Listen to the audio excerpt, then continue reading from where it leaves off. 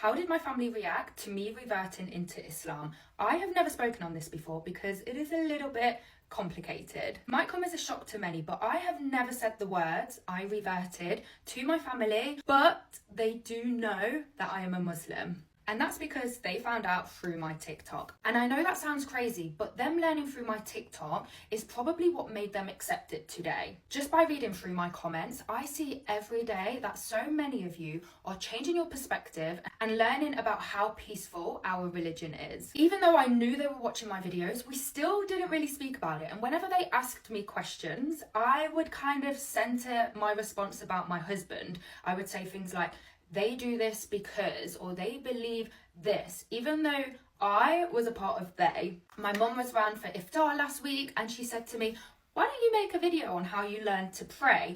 And then I was like, this is the first conversation where, you know, she accepts it and she's actively talking to me about it.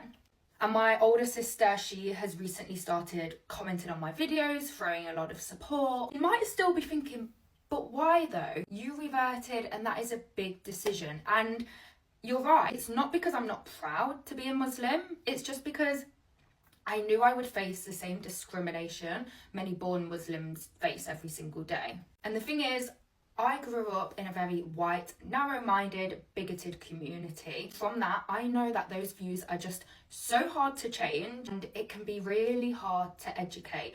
But somehow, through my TikTok, I have managed to do it. So many reverts out there are going to relate to this, and you might be sitting there thinking, but this isn't helpful to me because I don't have a platform. But I just want you to know that it's a huge life-changing decision for you. It's a huge thing for your family to take in. And not everybody is going to accept these kind of things overnight. It takes time, and it took me about 4 years to kind of just be comfortable talking about it with my family.